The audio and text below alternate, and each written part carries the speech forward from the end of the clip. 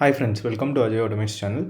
In this video, we are going to quickly see about the most important test automation interview questions asked in many companies like TCS, Infosys, Hexaware, Amazon, EPAM, Accenture, etc. Okay, so these questions are almost asked in many interviews. So watch this whole video. This video will be really useful for your career.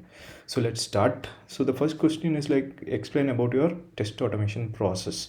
So as an automation engineer, we should know our end-to-end workflow starting from your test script, test scripting in your local machine, and then what you will do, once you are done test scripting, you will push the changes to Git repo, right? Then your manager or TL will review the code. Once code review is successful, what we will do, you will create a PR and push the changes to master or main branch. Okay, so once you push the changes to master branch, we can check the logs in our CI/CD pipeline. Okay, this is the end-to-end automation process. Okay, so the next question is like, for test automation improvement, what is your contribution?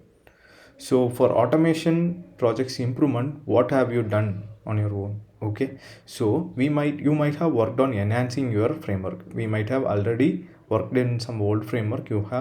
You might have bring some new changes to that framework. Okay, you can explain about that part, and you might have used some new AI plugins like GitHub Copilot, etc. Okay, which will save our test execution time. Okay, because it generates auto code. We just provide the method name and it generates auto code suggestions based on our input. So GitHub Copilot will be used for that purpose. If you have used it, you can explain it to the interviewer, else leave that part.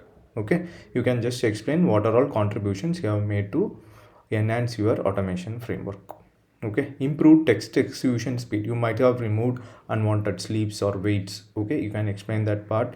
Or if you have created any framework on your own for your project, you can explain, like created BDD framework for lesser functionality apps or smaller projects.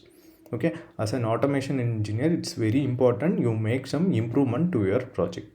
Okay, so this question is very important. So next question, how will you handle known exceptions in Selenium?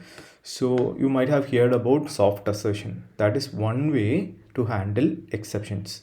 What happens when an exception happens? If you use soft assertion, the next line of code will be executed. Okay, if you are using hard assertion, the test will be failed. Okay, whereas soft assertion, the code test will be moved to the next attest method. Okay, so that once a test case is failing, the remaining test cases will also execute. Also, there is one TestNG annotation called attest expected exceptions equal to exception name.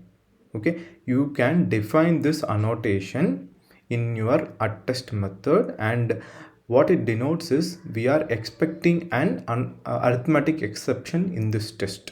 We are already defining this exception, and what happens when you execute the code? So when you execute the code, arithmetic exception will be thrown and the remaining test script will also run here. Okay, so this is how we handle known exceptions in Selenium using two types. One is using soft assertion and one is using expected exceptions TestNG annotation. Okay, this is also very important question. So the next question, as a test automation engineer, how will you improve the automation test execution speed? Okay, this is also commonly asked in many interviews now. So as an automation engineer, we are not only responsible for executing the test scripts, we are responsible for improving the test execution speed. Okay, if you are executing like 8 hours or 10 hours, it's really very bad. Okay, we have to shorten it as much as we can. What can we do here? We can do code optimization, remove unwanted sleeps, remove duplicate codes, remove waits, everything. From code optimization perspective, do everything. Okay, like removing waits and sleeps, etc. Remove duplicate codes. Okay, then what we can do here, merge changes to CI/CD. Okay, CI/CD pipeline will improve your test execution speed. Okay, in local, if it is taking 1 hour, in pipeline it will take only 40 minutes if you are using a Docker container in your pipeline. If you are using VM machines, it might take more time than local. Okay, if you are using Docker container, you can answer this question. Okay, then split your tests in parallel. Okay, splitting our test in parallel nodes will save our test execution time. Okay, these are some of the methods to improve our automation test execution speed. Okay, this is also almost asked in most of the companies. Okay, code optimization you can almost hear in all the interviews. So this is one simple question. What test cases you choose for automation? Basically we choose regression test cases, high priority test cases, okay, and smoke test cases, integration test cases. Okay, integration test cases are very important from automation side, okay, because multiple apps might have connected in integration test cases. Also API and backend validation test cases we choose for automation. Okay, this is one simple question. Okay, so almost all the projects have CI/CD test execution process right now, right? You might use Jenkins or Bamboo, so you should know the end-to-end flow, how your test scripts gets executed in CI/CD pipeline and how you verify results in CI/CD pipeline. So if you have worked on CI/CD pipeline configuration, you can explain the part. So what are the files you have added to your automation framework for CI/CD test execution? You might have added Docker files, YAML files. You can explain that part. And what happens when you run tests in CI/CD pipeline? You can verify the results in logs. There will be a link called logs in your Jenkins or Bamboo pipelines. You can just go to logs and verify the test results there. Okay, so the advantages of CI/CD test execution is automatically daily our test scripts will be executed. We don't have to execute manually. Also, what it saves a lot of execution time. Okay, Docker containers will really save a lot of execution time. Okay, so the next question is, what is the best locator according to you? So this is also a simple question.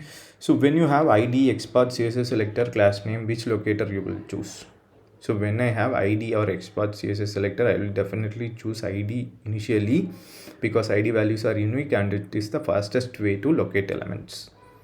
Okay, after ID I'll go for XPath or CSS selector. Okay, XPath is fine, relative XPath is fine, but if I have ID or XPath, I'll definitely go for ID. Okay, so as part of API automation, what will you validate? So you might use API automation as well, right? API is definitely part of our manual testing and automation activities. So usually as part of API automation, we will test the response code. Okay, we'll just validate using assertion whether the response code is 200 or any other like 404 or 500. Okay, also we might check specific parts of the response body is present or not. We will validate headers and contents etc from the body. Okay, so these are some of the common validations we do as part of API automation testing.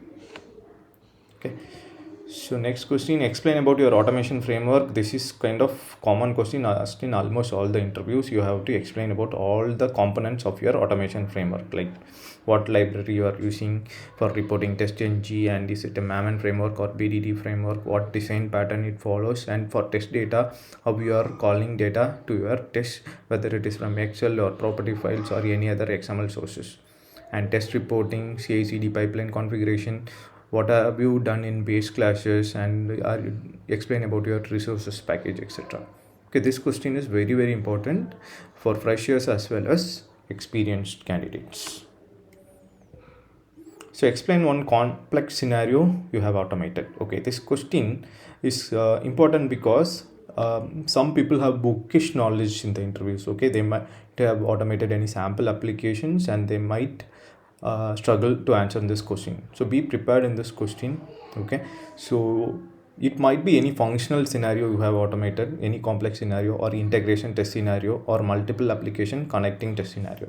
Okay, you can explain the part where you felt the complex part is more. Okay, usually in integration test cases the complexity will be high. Okay, so the next question is, consider a test scenario where a web element appears only at certain poles or intervals of time. How will you automate here? Okay, so nowadays web elements are not constant, it will keep on changing. So at that time, what will you do? A web element is appearing only in certain poles of time. What will you do in that case? So we will go for fluent wait. Okay, fluent wait is the approach we can use here. So using fluent wait, we can wait for specific frequency and cache the particular web element.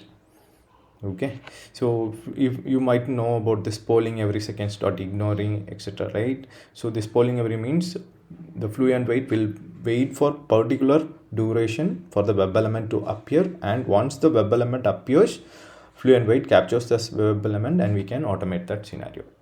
Okay, so what have you automated so far? This is kind of basic question asked for 2 to 5 year experience. So you might have done UI automation, API automation, etc., right? You can explain that test cases. If we have automated text box, buttons, drop downs, alerts, checkboxes, multiple window handling, etc., keyboard and mouse actions, etc.